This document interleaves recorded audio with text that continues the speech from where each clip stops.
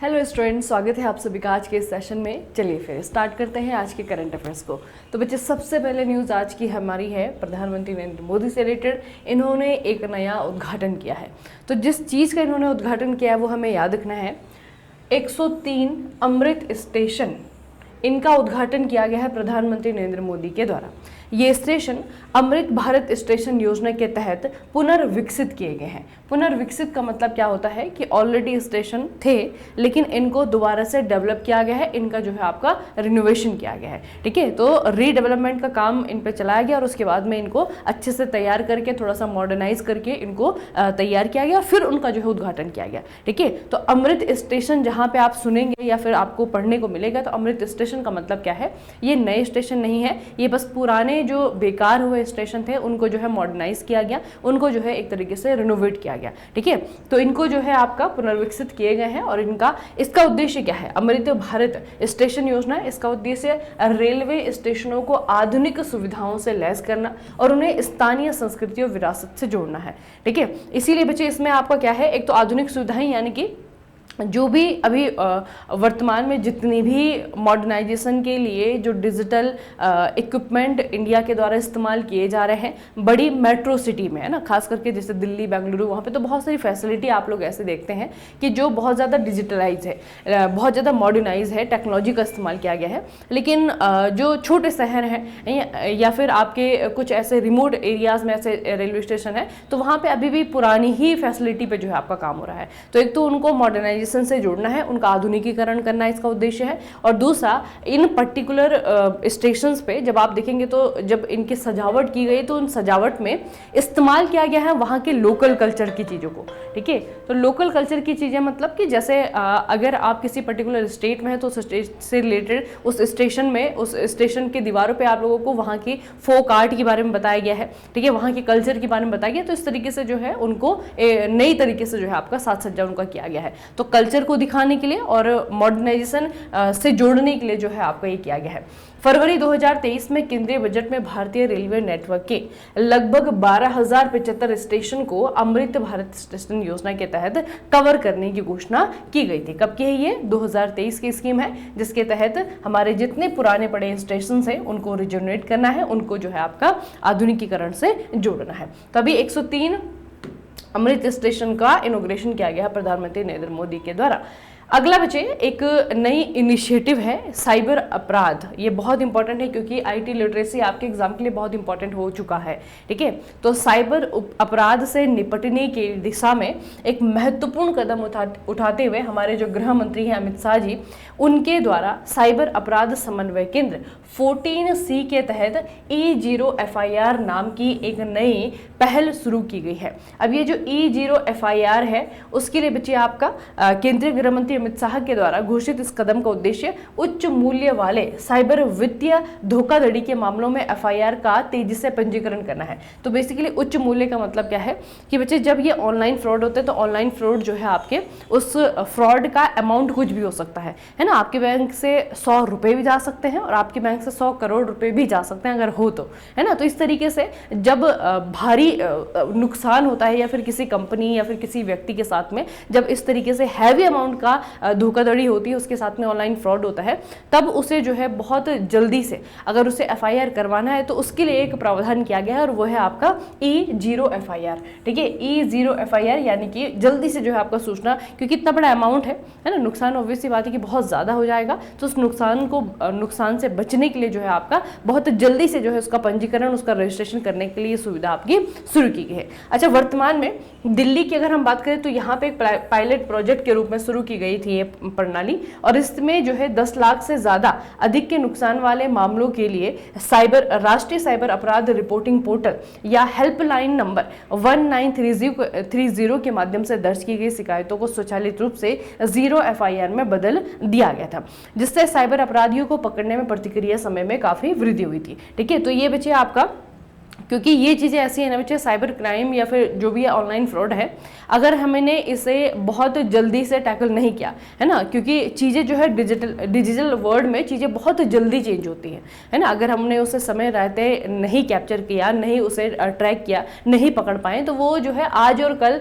और परसों एक एक दिन का जो आपका समय होता है वो बहुत ज़्यादा भारी पड़ जाता है। ठीक है, तो जितनी जल्दी हमारी FIR होगी उतनी जल्दी जो साइबर पुलिस है वो एक्टिव होगी और उतनी जल्दी जो है आप हमारी इन्वेस्टिगेशन किया जाएगा। ये बाकी मामलों के जैसे नहीं है ना, जो बाकी क्राइम्स होते हैं उसमें तो आप देखते हैं कि एक केस चल रहा है, उसको जो है सालों साल जो है एक ही केस चल रहा है, उस पर सुनवाई नहीं हो रही है। लेकिन यहाँ पे क्या है, यहाँ पे पैसे का मामला है, और वो भी अगर इतना हैवी अमाउंट अगर किसी का जाता है तो ऑब्वियस सी बात है कि हमारी इकोनॉमी पे भी और उस व्यक्ति की इकोनॉमी में बहुत ज़्यादा फर्क पड़ेगा, है ना। तो इस चीज़ को जो है आपका देखते हुए जल्दी से इस पर जो है आपका रजिस्ट्रेशन करने के लिए एक नया सिस्टम जारी किया गया है, और इस सिस्टम को, या प्रणाली को जो है नाम दिया गया है E0 FIR। ठीक है, और ये बच्चे ऑलरेडी दिल्ली पुलिस ने ऑलरेडी किया हुआ था अपने यहाँ पे। ठीक है, तो थोड़ा सा आपको याद रखना है कि दिल्ली में आपका एक पायलट प्रोजेक्ट के रूप में इसे जो है पहले आपका चलाया गया, और अभी जो है लगभग पूरे देश भर में एक समन्वय केंद्र के तहत E0 FIR नाम की एक नई इनिशिएटिव शुरू किया गया है।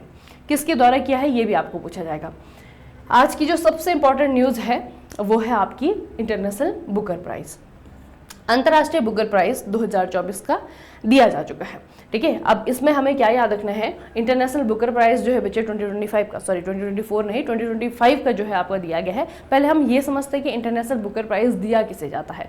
तो इंटरनेशनल बुकर प्राइज़ किसी भी भाषा की जो नोवेल्स होती हैं उनका अगर हम अंग्रेजी में ट्रांसलेट कर दें, और ट्रांसलेट करने के बाद में उसे जो है ब्रिटेन में या फिर आयरलैंड में पब्लिश कर दें, ठीक है, तो तब जो है आपका उस किताब को जो इंग्लिश ट्रांसलेटेड जो इंग्लिश वाला वर्जन होता है उसको जो है आपका दिया जाता है। तो इसे कहते हैं इंटरनेशनल बुकर प्राइज़। एक होता है आपका बुकर प्राइज़, तो जो ओनली बुकर प्राइज़ होता है ना, पहले उसे मान बुकर कहते थे, अभी उसे सिर्फ बुकर प्राइज़ कहते हैं। जो ओनली बुकर प्राइज़ होता है ना, वो जो ओरिजिनली इंग्लिश लैंग्वेज की बुक होती है सिर्फ उन्हें दिया जाता है। ठीक है, ये जो है किसी भी भाषा की किताबों को दिया जा सकता है, लेकिन हाँ उसका इंग्लिश जो ट्रांसलेटेड वर्जन होता है उसको जो है आपको दिया जाता है।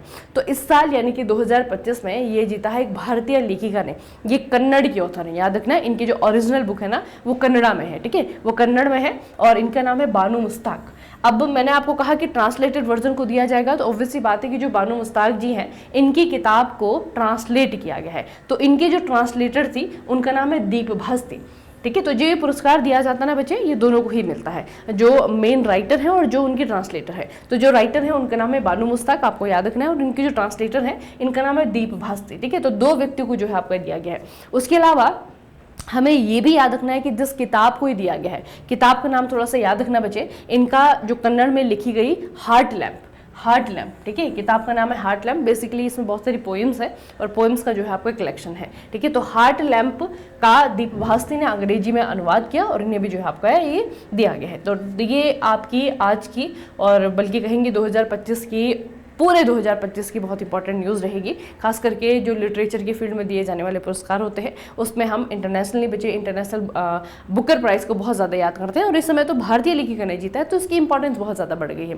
ठीक है, तो इनके बारे में तो कुछ भी आपको पूछा जा सकता है। इनकी जो भाषा है वो भी पूछी जाएगी कि कन्नड़ भाषा की है या फिर तेलुगु भाषा की है, कौन सी भाषा की है। तो आपको याद रखना है कि कन्नड़ भाषा की लेखिका है आपकी बानू मुस्ताक। इससे पहले वाले साल की बात करें, मतलब 2024 की अगर हम बात करें, तो 2024 में बुक का नाम था कैरोस, और राइटर जो है इनका नाम था जेनी एरपेनबेक की राइटर बुक थी कैरोस, उनको जो है आपका 2024 में पुरस्कार दिया गया था। तो वेरी वेरी इंपॉर्टेंट न्यूज़, बिल्कुल नहीं भूलना है। ठीक है, अगली जो न्यूज़ है ऑबिचरी से रिलेटेड है, इनका नाम थोड़ा सा याद रखना बचे। मलूर रामास्वामी श्रीनिवासन 5 जनवरी 1930 से लेकर के 2025 तक इनका टाइम पीरियड रहा, और हाल ही में इनका निधन हो गया है। आई एम श्योर कि आप लोगों में से बहुत कम बच्चों ने इनका नाम सुना होगा, और ऐसा भी हो सकता है कि किसी ने ना सुना हो। ठीक है, तो एक बहुत इंपॉर्टेंट पर्सनैलिटी है। अब आपको इनका नाम याद रखना है, मलूर रामास्वामी श्रीनिवासन। ठीक है, या फिर आर श्रीनिवासन करके आपको याद रखना है बच्चे। ये जो है ना, ये बहुत बड़े साइंटिस्ट हुए हमारी कंट्री में। ठीक है, हम लोगों की थोड़ी सी मुश्किलें यही हैं कि हम बहुत कम साइंटिस्ट के बारे में जानते हैं। 1987 में इन्हें परमाणु ऊर्जा आयोग का अध्यक्ष और परमाणु ऊर्जा विभाग विभाग का सचिव नियुक्त किया गया। डॉक्टर MR श्रीनिवासन को उनके उत्कृष्ट योगदान के लिए भारत सरकार के द्वारा बहुत सारे सम्मान दिए गए। इसमें पद्मश्री भी है, पद्म भूषण भी और पद्म विभूषण भी है। पद्म विभूषण जो कि सबसे लेटेस्ट उन्होंने जीता है, उसका आपको ईयर याद रखना है। 2015 में भारत सरकार ने इनके काम के लिए इन्हें पद्म भूषण दिया था 2015 में, ठीक है, ये हमें याद रखना है बच्चे। तो डॉक्टर MR श्रीनिवासन परमाणु ऊर्जा आयोग के अध्यक्ष भी रहे हैं। इन्होंने बहुत बड़ा कंट्रीब्यूशन किया है इस सेक्टर में भारत के लिए, ठीक है। तो इनका जो है हाल ही में निधन हुआ है। आपको इनका सेक्टर पूछा जा सकता है, आपको ये पूछा जा सकता है कि भारत सरकार ने इन्हें पद्म विभूषण कब दिया, 2015 में, ठीक है। अगली जो न्यूज़ है, भारत के द्वारा बच्चे एक घोषणा की गई है। घोषणा क्या है? भारत म्यांमार से जुड़ने वाली एक व्यापक मल्टी मॉडल परिवहन परियोजना के हिस्से के रूप में शिलोंग यानी कि मेघालय से सिलचर असम तक एक नए राजमार्ग की योजना बना रहा है, जो कि बांग्लादेश को बाईपास करते हुए कोलकाता तक एक समुद्री मार्ग बनाएगा। अब ये जो डिसीजन लिया है भारत सरकार ने, ये शिलोंग से लेकर के असम तक का रास्ता बनाने का, ये किस चीज़ को देखते हुए लिया है? तो ये बच्चे आपका बांग्लादेश का जो अंतरिम नेता है, इनका नाम है मोहम्मद यूनुस, इनके रणनीतिक जवाब के रूप में देखा जा सकता है। इन्होंने क्या कहा था? अभी जो मोहम्मद यूनुस यहाँ पे अभी जो गवर्नमेंट यहाँ पे इंटरिंग गवर्नमेंट चल रही है ना, अभी तो चुनाव हुए नहीं है ना, जो भी कुछ हुआ था बांग्लादेश में, तो उसके बाद में जो है आपको यहाँ पे एक इंटरिम गवर्नमेंट चल रही है। उसमें जो नेता है मोहम्मद यूनुस, उन्होंने कहा कि इन्होंने दावा किया कि पूर्वोत्तर भारत यानी कि हमारा जो नॉर्थ ईस्ट वाला एरिया है, 7 सिस्टर जिन्हें हम कहते हैं, उसकी बात हो रही है। पूर्वोत्तर भारत भूमि से घिरा हुआ है यानी कि लैंड लॉक्ड है और ढाका को अपने एकमात्र समुद्री प्रवेश द्वार के रूप में निर्भर करता है। इसका मतलब है कि जो नॉर्थ ईस्ट हमारा है, वहां अगर हमें समुद्री मार्ग से जाना है तो वहां के लिए इकलौता रास्ता है आपका ढाका यानी कि बांग्लादेश, ठीक है। तो इसका मतलब क्या है कि अगर बांग्लादेश ना हो या बांग्लादेश अगर अनुमति ना दे तो हम समुद्री रास्ते से अपने नॉर्थ ईस्ट नहीं जा सकते हैं। इसका मतलब यही है, ठीक है। तो इसके बाद में इंडियन गवर्नमेंट ने जो है आपका ये डिसीजन लिया है, इस चीज पे जो है आपका बहस शुरू हो गई है कि एक रास्ता बनाया जाएगा जो कि मेघालय शिलोंग को असम के सिलचर से जोड़ेगा, ठीक है। अब ये जो आपका रास्ता है, ये बच्चे फर्दर आगे भी कंटिन्यू होगा। जब ये आगे कंटिन्यू होगा तो एक बहुत बड़ी परियोजना है, जैसे कि भारत सरकार और म्यांमार की सरकार दोनों जो है संयुक्त रूप से चला रही हैं, ठीक है। तो उस परियोजना के बारे में थोड़ा सा हम देखते हैं। यहाँ पे देखिए बच्चे, इसे कहते हैं कालाधन multi modal transit transport project, ठीक है। कालाधन multi modal transit transport project इसे कहा जाता है। इसमें इंडिया की सरकार है और इसमें आपकी म्यांमार की सरकार है, ठीक है। इसके तहत जो है आपका रूट डेवलप किया जा रहा है, ठीक है। तो वो रूट जो है आपके बच्चे समुद्री भी है और दूसरा जो है आपका वो रोड ट्रांसपोर्ट भी है, ठीक है। तो इस रूट को अगर आप लोग देखेंगे तो ये आपका यहाँ से स्टार्ट होगा। ये देखिए बच्चे, शिलोंग है, ये सिलचर है, फिर आइजॉल है, फिर आपका यहाँ पे है लॉन्गे तलाई, फिर यहाँ पे आपका है जोरिनपुई, बेसिकली आपकी सारी म्यांमार की है। और यहाँ पे आप लोग देखेंगे तो यहाँ पे आपका सितवे बंदरगाह, इस सितवे बंदरगाह को भारत के द्वारा यहाँ पे डेवलप किया गया है, ठीक है। सितवे पोर्ट है और उसके बाद यहाँ से देखिए आप कोलकाता है। तो कोलकाता से लेकर सितवे तक तो बच्चे आपका रूट स्टार्ट हो चुका है, ठीक है। यहाँ पे पिछले साल ही आपका परीक्षण किए गए थे और यहाँ पे पहला जो जहाज है वो यहाँ से यहाँ तक आपका गया है। सितवे में भी बहुत सारा काम हो चुका है, बहुत जल्दी आपका अपने फुल कैपेसिटी के साथ में ऑपरेशनलाइज हो जाएगा, है ना, काम करना शुरू कर देगा। सितवे के बाद अगर आप देखेंगे तो ये जो है ना, ये पूरा का पूरा जो है आपका ये राजमार्ग है, ये सड़क राजमार्ग है ना। यहाँ पे जो है रूट जो बनना है ये सड़क वाला रूट बनना है। तो इसमें जो है आपका म्यांमार वाला पार्ट, इसमें से भी बहुत सारा पार्ट बच्चे आपका डेवलप हो चुका है। अब यहाँ पे जो कनेक्टिंग रोड है आप लोग देख रहे होंगे, ये सिलचर से लेकर के जो है आपका आइजोल है और ये आपका शिलोंग से लेकर के सिलचर है। तो भारत सरकार ने शिलोंग से लेकर के जो आपका ये वाला है, इसे जो है आपका बनाए जाने की बात की है। तो ये ऑलरेडी जो है आपका प्रपोज्ड कॉरिडोर है, भारत सरकार ऑलरेडी इसे बनाए जाने की सोच रही है और बहुत तेजी से जो है अब इस पे काम होगा, ऑब्वियसली बात है ना। तो क्योंकि ये क्या कर रहा है ना बच्चे, इसके लिए आप लोग देख रहे हैं तो हमें बांग्लादेश जाने की जरूरत नहीं पड़ेगी, हमें ढाका जाने की जरूरत नहीं पड़ेगी, है ना। अगर हमें समुद्री मार्ग से अगर हमें अपने नॉर्थ ईस्ट में जाना है तो समुद्री मार्ग से जाने के लिए पहले हम सितवे जाएंगे यानी कि म्यांमार जाएंगे, उसके बाद जो है म्यांमार होते हुए जो है हम नॉर्थ ईस्ट में आराम से एंट्री कर लेंगे, ठीक है। तो ये थोड़ा सा याद रखना, इसे कालाधन multi modal transit transport scheme कहा जाता है। इसमें जो है आपके दो गवर्नमेंट, एक आपकी म्यांमार की गवर्नमेंट, एक आपके भारत की गवर्नमेंट, दोनों इसमें शामिल है, ठीक है। ये बहुत इंपॉर्टेंट है बच्चे स्टैटिक के दृष्टिकोण से, ठीक है। और इसमें अभी मैंने इसी महीने आपको ये पढ़ाया भी है कि जो हाई स्पीड कॉरिडोर आपका बन रहा है, इसमें जो है काम शुरू हो चुका है, ठीक है। और ये बहुत जल्दी जो है आपको तैयार हो जाएगा, ठीक है। तो ये आपको याद रखना है, ये आपको शिलोंग से लेकर के सिलचर तक कनेक्टिविटी बनाए जाने के लिए रोड है, ठीक है। अगली जो न्यूज़ है अगेन ऑब्विचरी से रिलेटेड है। एक और खगोल वैज्ञानिक जयंत नार्लिकर, इनका हाल ही में निधन हो गया है। अब इनको जाना जाता है एक थ्योरी के लिए। इन्होंने गुरुत्वाकर्षण के हॉयल-नार्लिकर सिद्धांत, जिसे अनुरूप गुरुत्वाकर्षण के रूप में भी जाना जाता है, इसको प्रतिपादित करने के लिए जाना जाता था। इन्होंने 1964 में अंग्रेजी खगोलशास्त्री और प्रोफेसर फ्रेड हॉयल के साथ मिलकर के विकसित किया था। इस सिद्धांत का उद्देश्य 1915 में प्रकाशित अल्बर्ट आइंस्टीन के सापेक्षता के सामान्य सिद्धांत में सुधार करना था। 2004 में भारत सरकार के द्वारा इन्हें पद्म विभूषण से भी सम्मानित किया गया है। तो ये क्या है, ये आपके एक खगोल वैज्ञानिक है। नाम आपको याद रखना है, इनका नाम है जयंत नार्लिकर और इनके द्वारा एक कॉन्सेप्ट दिया गया है। इस कॉन्सेप्ट का नाम है हॉयल-नार्लिकर सिद्धांत। ठीक है, हॉयल जो है एक साइंटिस्ट है, अनदर साइंटिस्ट, और इनके साथ में मिलकर के इन्होंने जो है आपका सिद्धांत दिया था। बेसिकली ये जो सिद्धांत, ये जो थ्योरी दी गई थी किस लिए थी, जो सापेक्षता का सिद्धांत है आप लोगों को पता है आइंस्टीन का है, इसको जो है सुधारने के लिए, इसमें थोड़ी सी इंप्रूवमेंट करने के लिए जो है आपको इन्होंने थ्योरी दिया था। ठीक है, तो गुरुत्वाकर्षण से रिलेटेड है, ग्रेविटेशन से रिलेटेड है, ये आपको थोड़ा सा याद रखना है। ठीक है, और खगोल वैज्ञानिक है बच्चे। जयंत नार्लिकर साहब क्या थे, ये आपके खगोल वैज्ञानिक थे। अगली न्यूज़ है आपकी मिजोरम से, वेरी वेरी इंपॉर्टेंट न्यूज़। देख रहे बच्चे, मिजोरम ने क्या किया है, मुख्यमंत्री लालदोमा ने आधिकारिक तौर पर ये कहा है कि मिजोरम को पूर्ण साक्षर राज्य घोषित किया गया है। ठीक है, अभी पूर्ण साक्षर राज्य का मतलब क्या होता है, अगर आप भारत सरकार की वो देखें एक नॉर्म्स जो उन्होंने रखा हुआ है, राज्य की साक्षरता दर अब 98.2% तक पहुंच चुकी है, जो कि पूर्ण साक्षरता के लिए शिक्षा मंत्रालय के 95% मानक को पार कर गया है।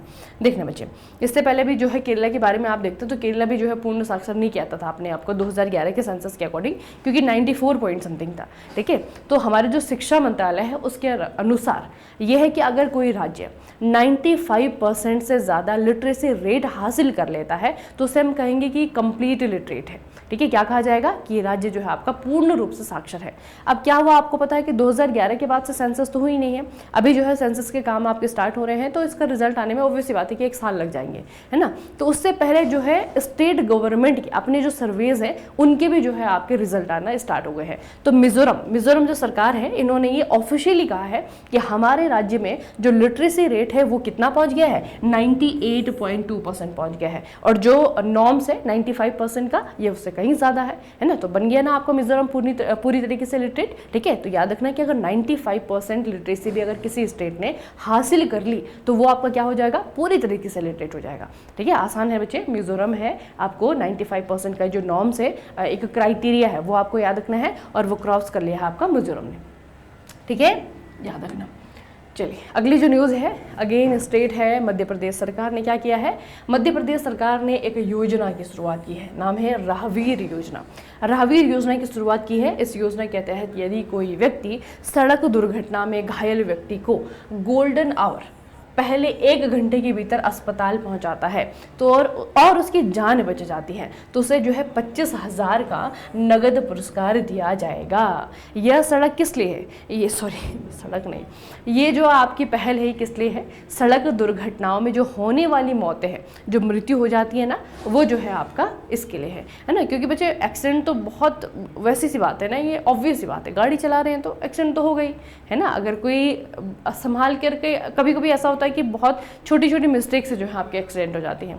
आज की मैं आपको एक बात बताती हूँ।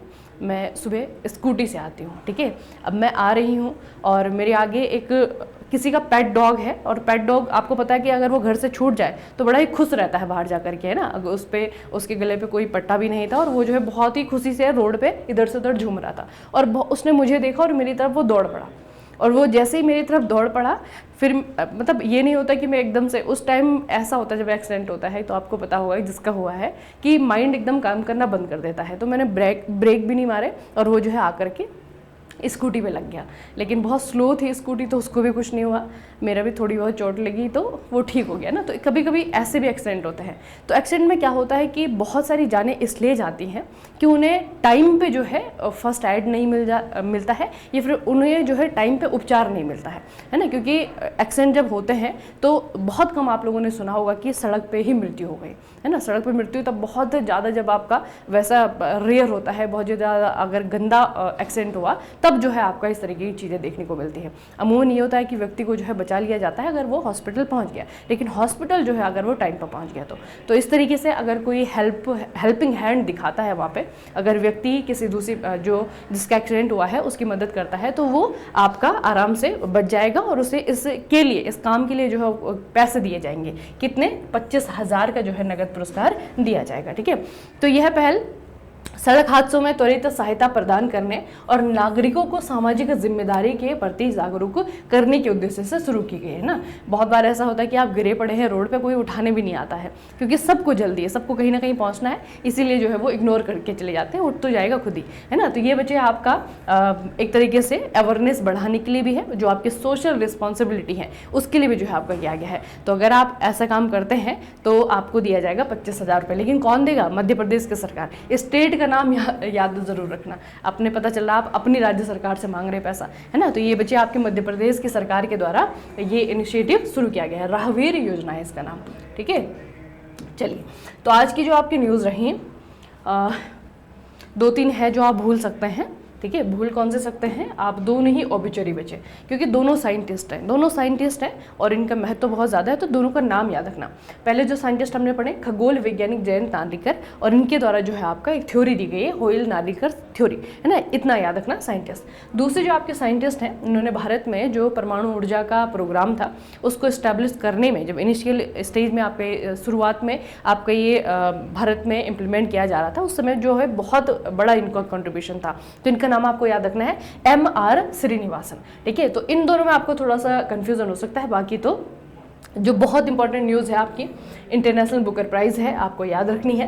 ठीक है, ये जो न्यूज़ है आपकी बांग्लादेश वाली, ये पहले भी मैंने आपको बताई भी है, बस नाम इस प्रोजेक्ट का नाम याद रखना, कलादान। ठीक है, कलादान नाम से प्रोजेक्ट है, और इसी के तहत या फिर इसी के एक्सटेंशन के रूप में भारत सरकार जो है एक हाई स्पीड कॉरिडोर बनाने जा रही है शिलोंग से लेकर के सिलचर तक। ठीक है, तो ये जो चीज़ें हैं बच्चे, कुछ चीज़ें ऐसी रहती हैं ना, हम बार बार न्यूज़ में पढ़ती हैं, तो न्यूज़ में हम आपको बताते हैं, बार बार वो चर्चाओं में आती है, तो थोड़ा सा सी बात है कि जो एग्जामिनर है वो भी न्यूज़पेपर ही पढ़ रहा होगा, है ना। तो जब इस तरीके की जो न्यूज़ होते हैं वो ज़्यादा जो है आपकी क्वेश्चन बनाती हैं। ठीक है, तो ये बच्चे आप याद रखना, ये बहुत इंपॉर्टेंट न्यूज़ है। ये पूरे 2025 भर जो पूरा साल भर है, ये तब जो है आपको काम आने वाली है। यहाँ से बहुत सारे क्वेश्चन बन सकते हैं। ठीक है, राइटर का नाम भी है, आपके ट्रांसलेटर का नाम भी है, उनकी जो पुस्तक है उसका भी नाम है, और दूसरा जो है उनकी जो भाषा है जिसमें उन्होंने लिखा है इसे, वो कन्नड़ा लैंग्वेज है। ठीक है, तो वो भी आपको याद रखना है। ठीक है, तो बहुत इंपॉर्टेंट न्यूज़ है, पूरे साल भर के लिए जो है आपकी न्यूज़ रहेगी। ठीक है, चलिए फिर आज के सेशन को यहीं पर समाप्त करेंगे, मिलेंगे फिर कल के सेशन में। तब तक के लिए पढ़ते रहिए, बढ़ते रहिए, अपना खूब सारा ख्याल रखिएगा। आप सभी का बहुत बहुत धन्यवाद।